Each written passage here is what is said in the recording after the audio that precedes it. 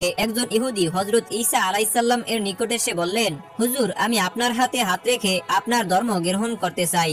ঈসা আলাইহিসসালাম ইহুদির এই কথা শুনে বললেন, তুমি যদি আমার ধর্ম গ্রহণ করো এবং আল্লাহকে ইলাহ বলে স্বীকার করো ও আমাকে নবী বলে স্বীকার করো, তাহলে এটা তোমার দুনিয়া ও আখিরাত উভয় জাহানের কল্যাণকর হবে। অতঃপর সেই ইহুদি হযরত ঈসা আলাইহিসসালামের ধর্মে দীক্ষিত হলেন। হযরত ঈসা আলাইহিসসালামের ধর্ম গ্রহণ করার পরে সেই ইহুদি শিষ্য তাকে বলল, হুজুর, আমার একটি বাসনা রয়েছে, আমি সদা সর্বদা আপনার সাথেই থাকতে চাই। শিষ্যর এই কথা শুনে তখন ঈসা আলাইহিসসালাম বললেন, হে বৎস, এটা তো খুব মহৎ উদ্দেশ্য ও ভালো কথা। তুমি যদি আমার সঙ্গ লাভ করে কিছু এলেম ও দ্বীনের বিদ্যা শিখতে চাও, তাহলে তোমার উপর আল্লাহ পাক রব্বুল আলামিন খুবই খুশি হবেন। অতএব তুমি আমার সঙ্গে থাকতে পারো। এরপর হযরত ঈসা আলাইহিসসালাম তাকে সঙ্গে নিয়ে ধর্ম প্রচারের উদ্দেশ্যে দূরবর্তী শহরে রওনা করলেন। অনেক পথ অতিক্রম করার পরে হযরত ঈসা আলাইহিসসালাম একটি গাছের ছায়ায় বিশ্রাম নিতে বসলেন। তারপরে ঈসা আলাইহিসসালাম শিষ্যকে বললেন, চলো, আমাদের সঙ্গে যে খাদ্য আছে তা দ্বারা আমরা ক্ষুধা নিবারণ করি। শিষ্য বলল, হুজুর, তাই হোক, এটা অতি উত্তম হবে। হযরত ঈসা আলাইহিসসালামের নিকট একখানা রুটি ছিল, তিনি তাই বের করে খেতে লাগলেন। ইহুদির নিকট ছিল দুটি রুটি। সে ভাবলো, যদি নবীর সামনে দুটি রুটি বের করি তাহলে একটা রুটির ভাগ নবীকে দিতে হবে, কেননা নবীর সামনে বসে আছে। সে একটি রুটি খাবে আর আমি খাবো দুটি, এটাই বা কেমন দেখায়। অথচ নবীকে অন্য রুটি খানার ভাগ দিতেও শিষ্যর মন চাচ্ছিল না। ঝামেলা না করে একটি রুটি লুকিয়ে রাখলো আর একটি রুটি বের করে খেতে লাগলো। শিষ্যর নিকট যে দুইখানা রুটি ছিল হযরত ঈসা আলাইহিসসালাম তা জানতেন। তাই তিনি তার শিষ্যকে বলল, তোমার আরেকটা রুটি কোথায়? ইহুদি শিষ্য বলল, হুজুর, আর কোথায় পাবো, আমার নিকট তো শুধুমাত্র একটি রুটি ছিল। শিষ্যর এই কথা শুনে হযরত ঈসা আলাইহিসসালাম আর কোনোই কথা বাড়ালেন না। খাওয়া দাওয়া শেষ করে তিনি সামনে চলতে লাগলেন। একদিন এক রাত্র পথ চলার পরে তারা অত্যন্ত ক্ষুধার্ত হয়ে পড়লেন। এরপর তাদের সাথে সাক্ষাৎ হলো একজন মেষপালকের। হযরত ঈসা আলাইহিসসালাম মেষপালককে দেখে বলল, হে আল্লাহর বান্দা, আমি আল্লাহর নবী হযরত ঈসা আলাইহিসসালাম। আমি অনেক সফর করে ক্লান্ত ও ক্ষুধার্ত হয়ে পড়েছি। তুমি যদি মেহেরবানি করে তোমার মেষগুলোর মধ্য থেকে একটি মেষ আমাদেরকে খাবারের জন্য দান করতে, তাহলে দুনিয়া ও আখিরাতে তোমার অনেক কল্যাণ হতো। হযরত ঈসা আলাইহিসসালামের এই কথা শুনে মেষপালক আশ্চর্য হয়ে বললেন, হুজুর, বহুদিন যাবত আপনার নাম শুনেছি, আজকে স্বচক্ষে আপনাকে দেখে ধন্য হলাম। আপনি আমার মেষপাল থেকে আপনার পছন্দ মতো একটি মেষ জবেহ করে তা রান্না করে খেতে পারেন।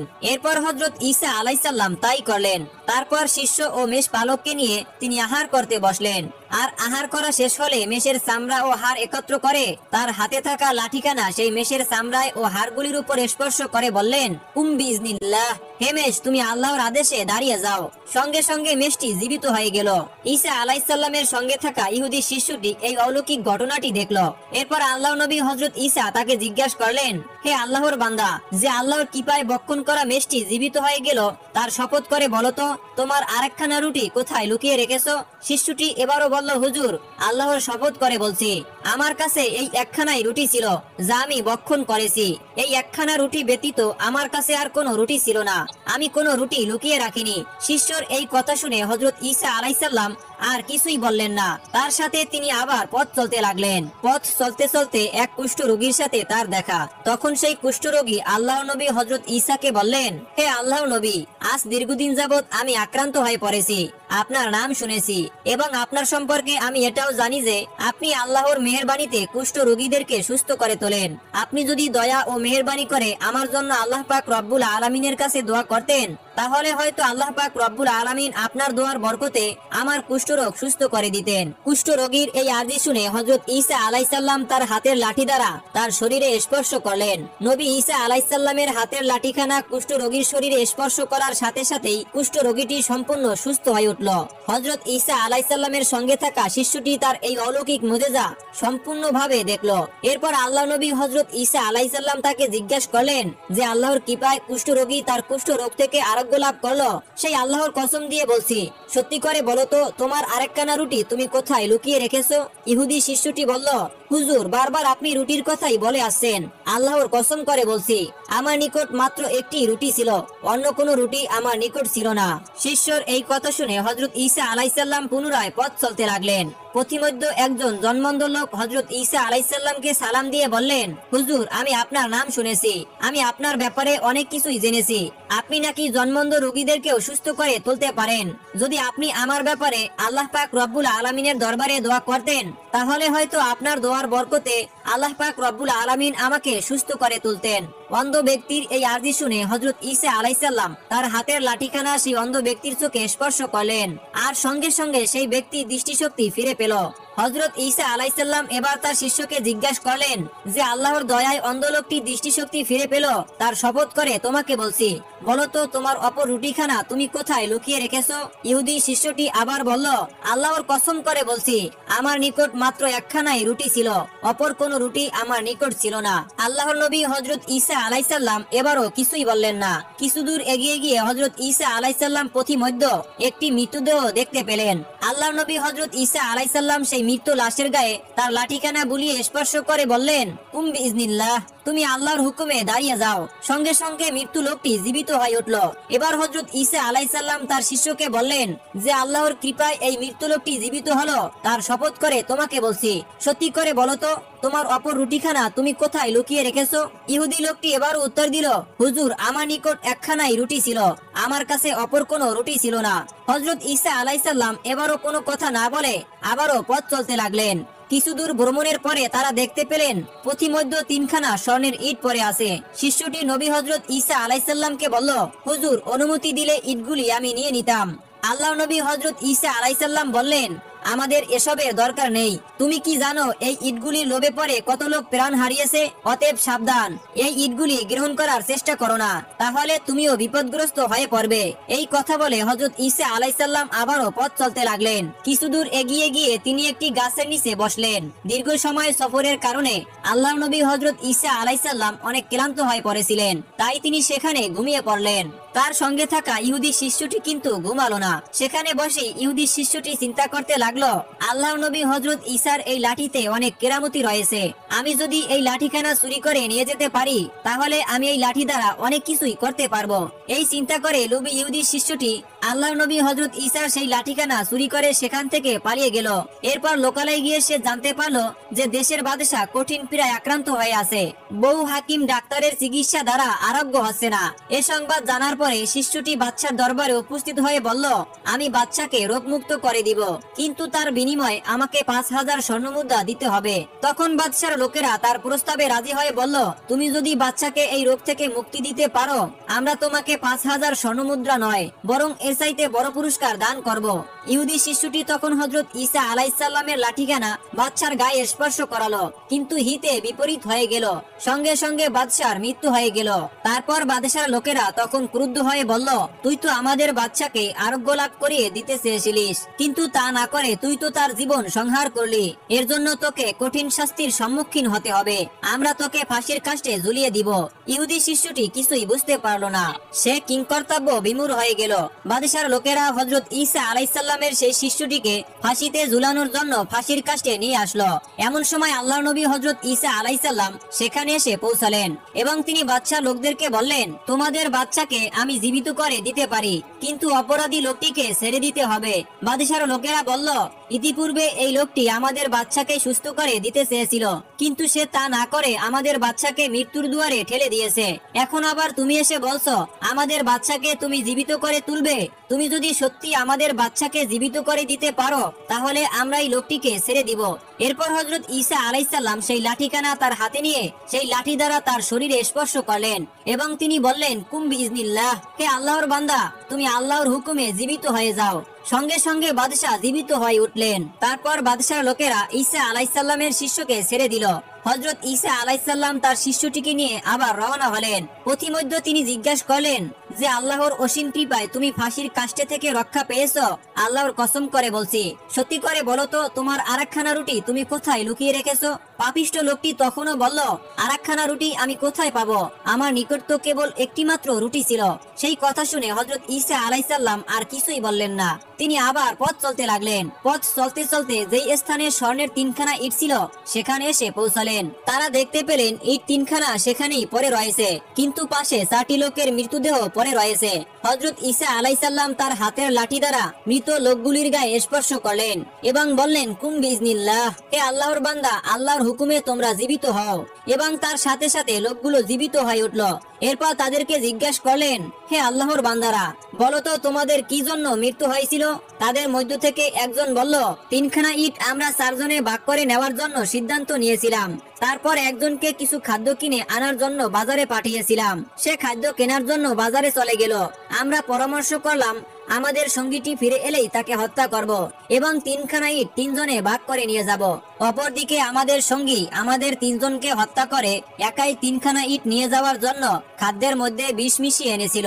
এরপর যখন সে বাজার থেকে ফিরে আসলো তখন আমরা তাকে আক্রমণ করে হত্যা করলাম আর পরস্পরে সিদ্ধান্ত নিলাম আগে খাবারগুলি খেয়ে নেই, তারপরে তিনজনে তিনখানা ইট ভাগ করে নিয়ে যাব। যখনই আমরা সেই খাবারগুলো খেলাম সাথে সাথে আমরা মৃত্যুবরণ করলাম।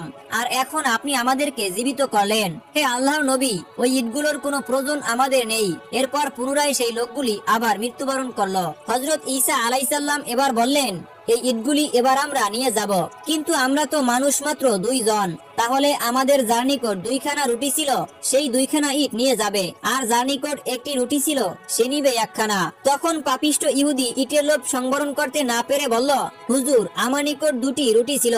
এতদিন পর্যন্ত আমি আপনাকে মিথ্যা কথা বলেছি।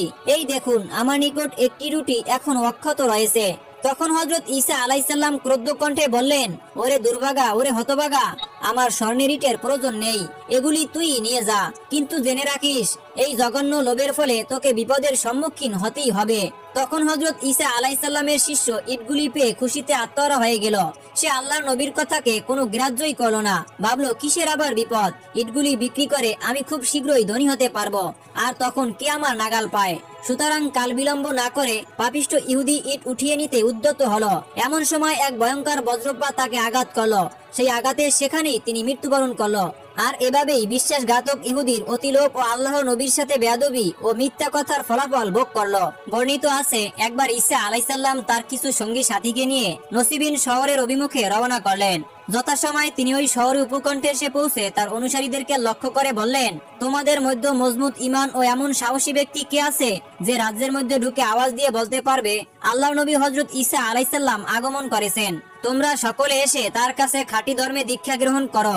আল্লাহর নবী হযরত ঈসা আলাইহিসসালামের এই কথা শুনে ইয়াকুব নামের এক ব্যক্তি বলল, হে আল্লাহর নবী, আমি এই বিষয়ে রাজি আছি। আপনি শুধু আল্লাহ পাক রব্বুল আলামিনের কাছে আমার জন্য দোয়া করুন। আমি আপনার এই দাওয়াত আমি শহরের আদিবাসীদের কাছে পৌঁছে দিব। আপনি আমার জন্য শুধু দোয়া করবেন। ইয়াকুবের এই কথার পরে তুমান ও সামাউন নামক 2 জন ব্যক্তি বলল, হে আল্লাহর নবী, আমরাও আপনার এই দাওয়াত শহরের আদিবাসীদের কাছে পৌঁছে দিতে চাই। আমাদের জন্য আপনি দোয়া করবেন। এরপর তারা 3 জনে শহরের অভিমুখে রওনা করলেন। তখন হযরত ঈসা আলাইহিসসালাম বললেন, ইয়াকুব এখন অবশ্য সকলের আগেই আমার নির্দেশ পালনে প্রস্তুত হয়েছে, কিন্তু আমার মনে হচ্ছে যে সে আমাকে সকলের আগেই পরিত্যাগ করবে, কিন্তু তোমাদের সম্পর্কে তদ্রূপ ঘটবে না, যার ফলে তাকে যথেষ্ট বিপদে লিপ্ত হতে হবে। ওদিকে আল্লাহর নবী হযরত ঈসা আলাইহিসসালামের 3 জন দূত নওসবিন শহরের মধ্যে ঢুকে একই স্থানে উপনীত হলো। সেখানে পৌঁছে সামাউন তার 2 জন সাথীকে লক্ষ্য করে বললেন, তোমরা শহরের ভিতরে প্রবেশ করো। সেখানে লোকজনকে ডেকে আল্লাহর নবী হযরত ঈসার আগমনের সংবাদ দাও। আমি এখানে অবস্থান করি। তোমাদের উপর যদি কোনো বিপদ উপস্থিত হয় তাহলে আমি তোমাদেরকে উদ্ধার করার চেষ্টা করব। তার প্রস্তাবে রাজি হয়ে ইয়াকুব ও তুমান শহরের দিকে অগ্রসর হয়ে একই স্থানে উপনীত হলো এবং তাদেরকে ডাক দিয়ে বলল, হে নসুবিন শহরের আদিবাসীরা, আল্লাহর নবী হযরত ঈসা রুহুল্লাহ তোমাদেরকে সরল ও সঠিক পথ দেখানোর জন্য তোমাদের শহরে আগমন করেছেন। তোমরা সকলে এসে তার ধর্মে দীক্ষিত হও। যদি তোমরা তার ধর্মে দীক্ষিত হও এবং আল্লাহকে ইলাহ বলে স্বীকার করো এবং তাকে নবী বলে স্বীকার করো, তাহলে দুনিয়া ও আখিরাত উভয় জাহান তোমাদের জন্য কল্যাণকর হবে। বলা বাহুল্য যে নসিবিন শহরের বাদশা ছিল কাফের ও প্রজারাও ছিল কাফের। যখন আল্লাহর নবী হযরত ঈসা আলাইহিসসালামের দূতেরা তাদেরকে ইসলামের দিকে আহ্বান করলেন, তখন তারা তাদেরকে ধমকের সুরে বললেন, তোমাদের এত বড় স্পর্ধা যে তোমরা আমাদের ধর্ম পরিত্যাগ করে নতুন এক ধর্মে দীক্ষিত হওয়ার আহ্বানের কথা বলছো। তোমাদের মধ্যে আওয়াজ দিয়ে এই কথাটি কে বলল? তখন ইয়াকুব ভয়ে অস্থির হয়ে পড়ল এবং নিজের কথা অস্বীকার করে সে তুমানকে দেখিয়ে দিয়ে বলল, এই লোকটি এসব কথা বলছে, আমি কিছুই বলিনি। তোমরা যা করার তাকে করো, যে কোনো শাস্তি তাকে দাও। তখন লোকজন তুমানকে ধরে নিয়ে বাদশার কাছে নিয়ে গেল।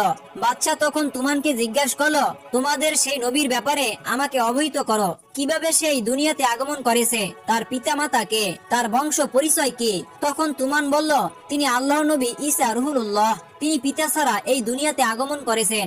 তার জন্ম আল্লাহ পাক রব্বুল আলামিনের এক অপার কৃপা। তুমানের কথা শুনে বাদশা বলল, যে লোকের জন্ম হয়েছে এভাবে, তাকে তুমি আবার রুহুল্লাহ আল্লাহর নবী বলছো?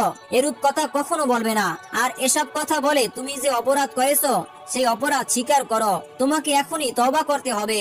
তোমাকে এই বলে তওবা করতে হবে যে জীবনে আর তুমি কখনো এইরূপ কথা বলবে না। তুমি যদি তওবা করো তাহলে আমি তোমাকে ক্ষমা করে দিব, আর যদি তওবা না করো তাহলে তোমাকে কঠিন শাস্তি গ্রহণ করতে হবে। তুমান বাদশার কথায় বিন্দুমাত্র ভীতু না হয়ে সে বলল, বাদশা, আপনি আমাকে যা ইচ্ছা শাস্তি দিতে পারেন, কিন্তু আমি জীবন থাকতে কখনো এই কথা ও বিশ্বাস পরিত্যাগ করব না। তখন বাদশা রেগে অস্থির হয়ে তার সৈন্যদেরকে নির্দেশ দিলেন, তোমরা অবাধ্য লোকটির চোখগুলি উপড়ে ফেলো এবং তার হাত পা কেটে তাকে একটি অপরিষ্কার স্থানে ফেলে রাখো। বাদশার নির্দেশ মতো তুমানের হাত পা কেটে তাকে একটি নির্দিষ্ট স্থানে ফেলে রাখা হলো। ওদিকে সামাউন যখন জানতে পারলেন বাদশাহ তুমানের সাথে এই আচরণ করেন, তখন তিনি বাদশার দরবারে এসে উপস্থিত হলেন এবং বাদশাকে বললেন, জাহাপনা, আপনি আমাকে হুকুম করলে আমি তুমানের কাছে গিয়ে কিছু কথা জিজ্ঞাসা করতাম আর শুনে এসে আপনাকে জানিয়ে দিতাম। তারপর বাদশাহ বললে, তুমি অবাধে যেতে পারো, অথবা বাদশাহ তার কতিপয় লোককেও